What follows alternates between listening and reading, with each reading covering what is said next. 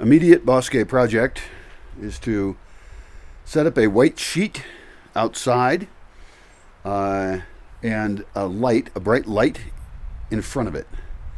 Maybe curve the sheet up a little bit, maybe up to waist height. And do that with a couple of different bulbs.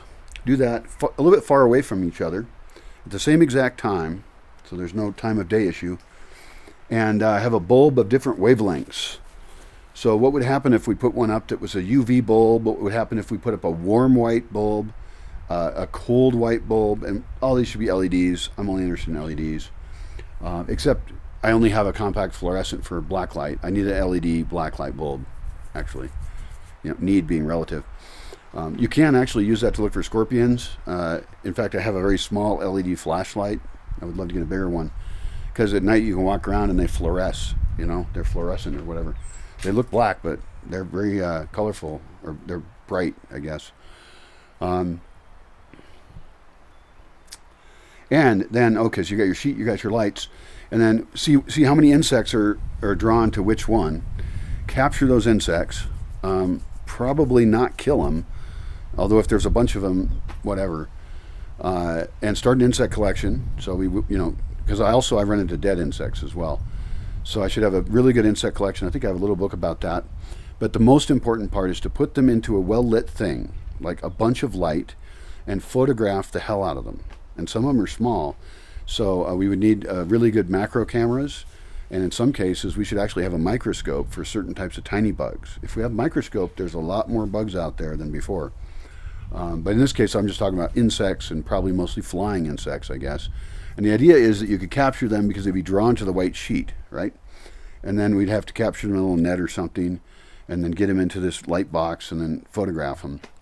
If we did want to kill them, we could easily, drop them in something that was full of carbon dioxide or something. Or there's a variety of other ways. We could put them in alcohol, I guess. We have that. It does seem really mean to kill them. I don't like that much. I mean, I know they're just bugs, but the only reason I could justify it would be that it's, for science, that we understand what's there. Even then, though, if we've got their physical image, I'm not sure there is any benefit to actually, if you can avoid, I think if you can avoid killing them, we avoid it, and if we do, then we do.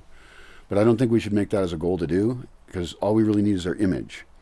The other thing we might want is their DNA, and that's an odd thing. I don't currently, I'm not that kind of mad scientist, so I don't have a CRISPR machine. And I'm not going to start, mutating different forms of insects into weird forms. I think that is actually dangerous and dumb thing to do. Why is there a towel right here? Where'd that come from? But yeah, I mean, that is an interesting point. Is like, should we keep them for their DNA, and then store them actually in a place that their DNA is protected? I don't know. That's really weird. I guess what I would do is first find out what I have with the photos. I think that'd be the thing to do. And do that several times a year. I would think it would be good to do that 4 times a year, and do it for a couple of years. That would give us a really good baseline of how many insects we catch of what kind. Keep full records on it. Exactly how many minutes, like what time did you start collecting them, when did you stop, how many of them showed up in which time period. Because then we could get actually a graph of like what's their level of activity that time of year.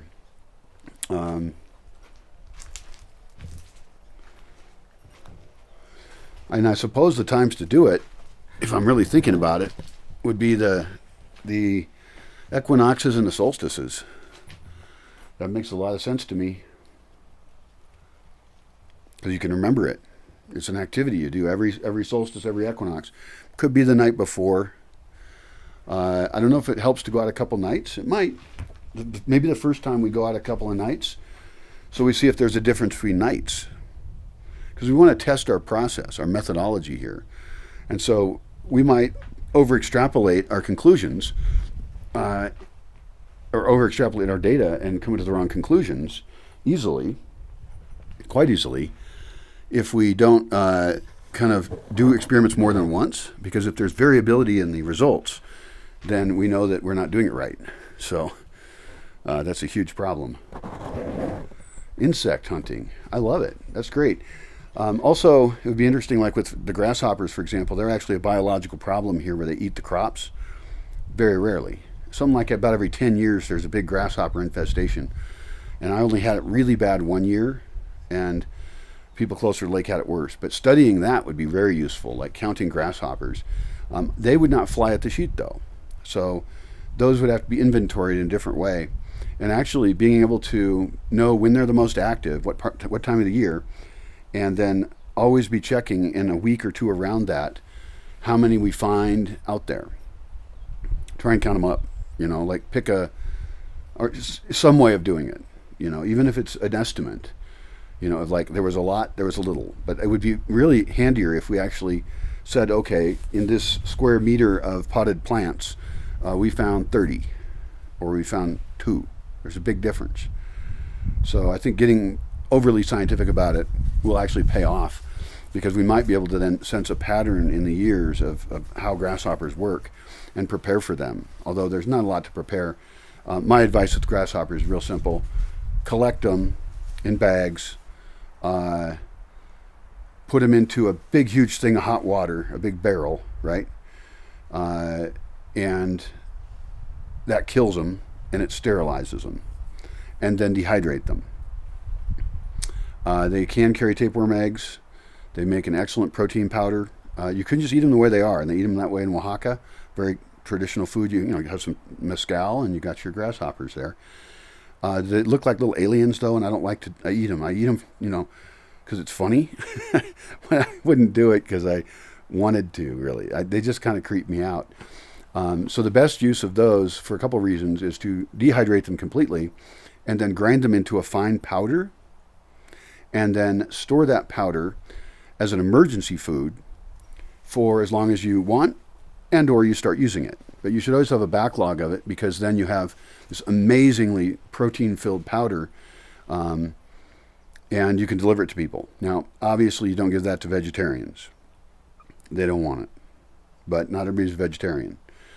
And so as far as survival food, though, it's great. I had some in the lodge that they weren't a powder. They were just in a full form. And I still have eaten those. And I did those, 6 years ago, 8 years ago.